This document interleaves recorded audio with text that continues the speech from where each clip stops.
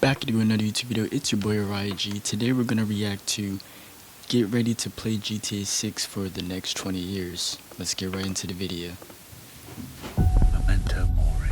And I'm gonna make sure to put the video in my description, We're gonna be stuck like I did with the last video that I reacted to by him.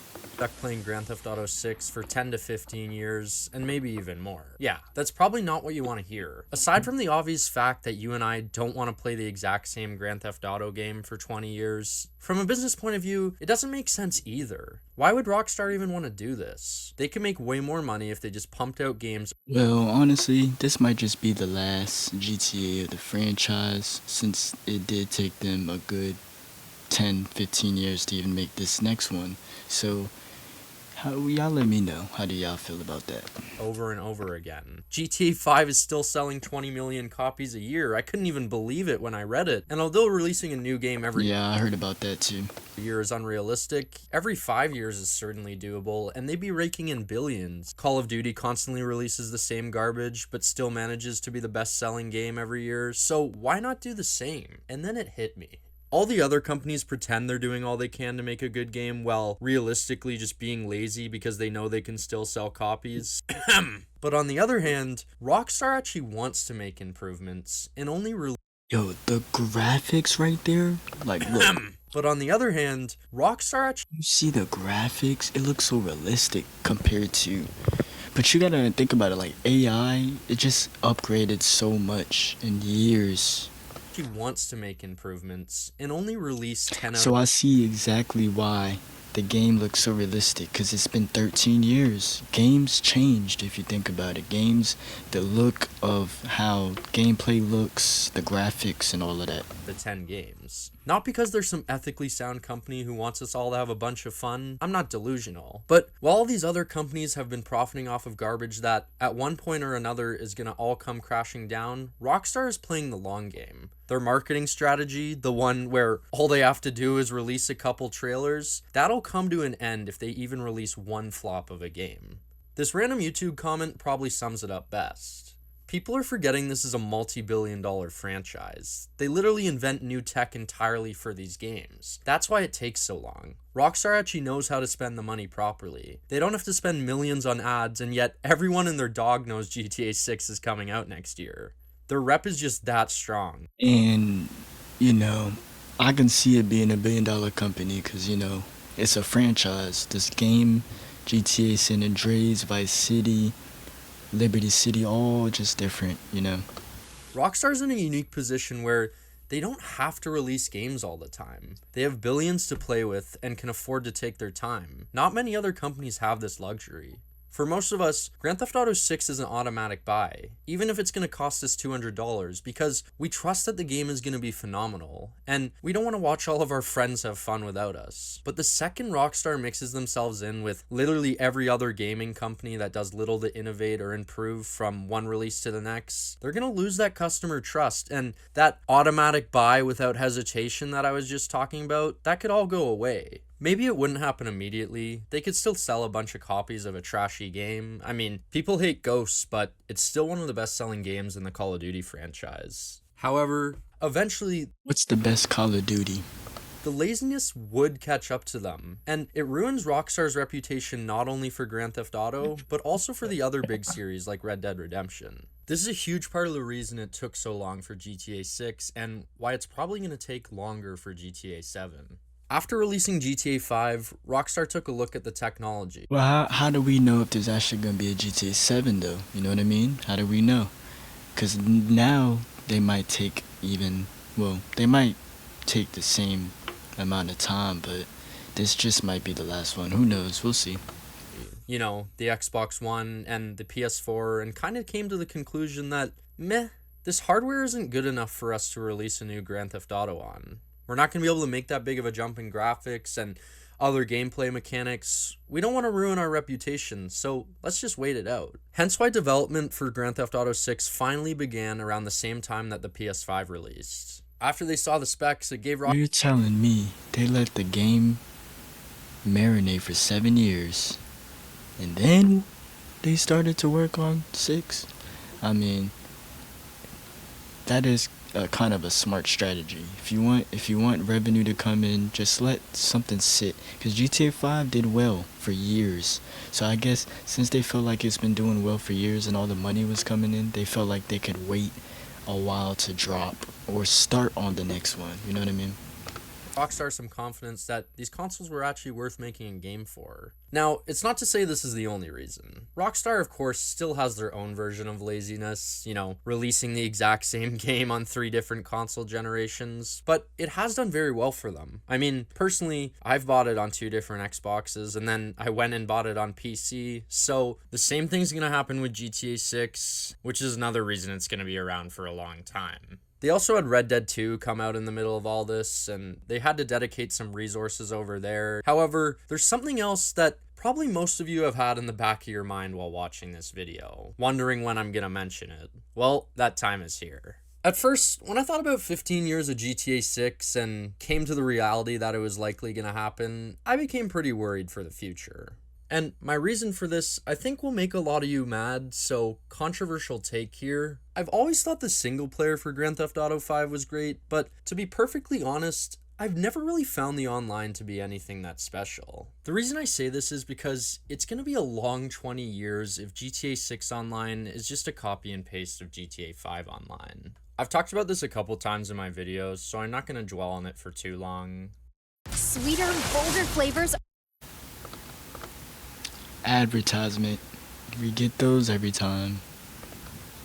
Hate online because I don't. But you know how people talk about the 2-week Minecraft phase? That's kind of how I always felt about GTA Online. My friends and I would play for a week or two once a year, but there's just better multiplayer experience. When I play GTA Online, I usually just do RPs. Y'all go check out my old content, my live stream GTAs, my RP roleplays. Experiences out there. Even when the game first came out, aside from a couple of heists, nothing really stood out to me as that impressive or anywhere near the same quality as the story missions.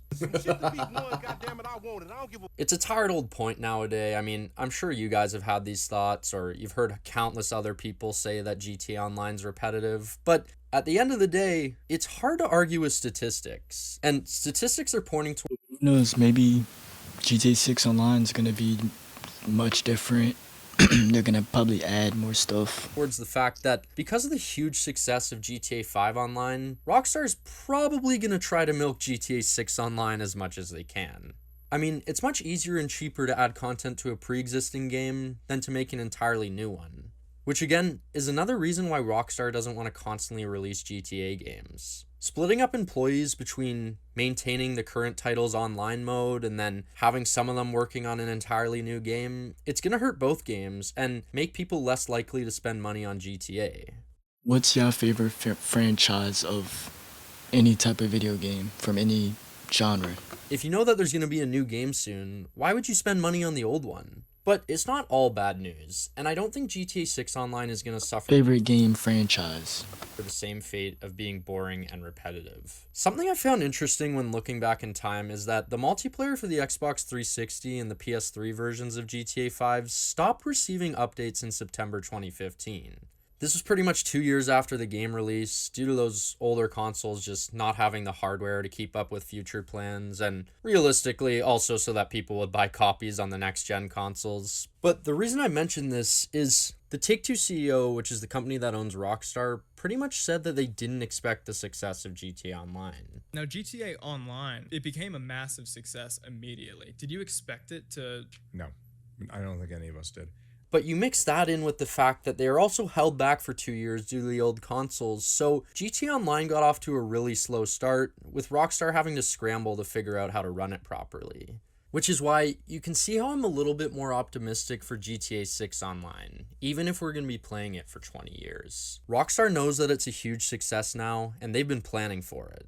Well, I know for a fact GTA 6 Online could be better than GTA 5 Online, but I don't want to say that too early.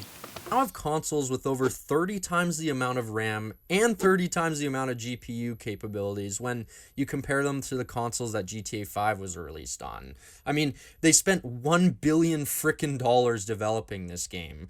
even more comparisons. You know, you had 1,000 people working on GTA 5. There's over 4,000 working on GTA 6.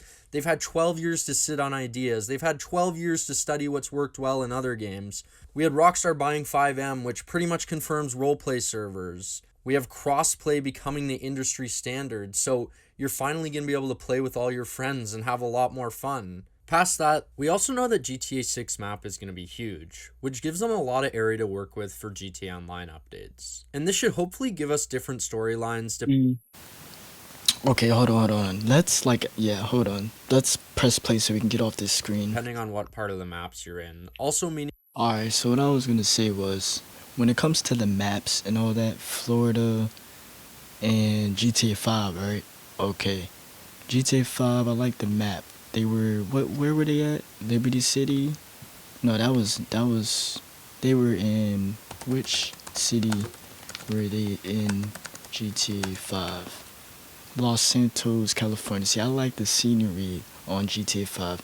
And when they were talking about it being in Florida, I was like, I don't know if it's gonna look good, the scenery. But now looking at the gameplay and the trailer and all this stuff, it looks well. So, yeah.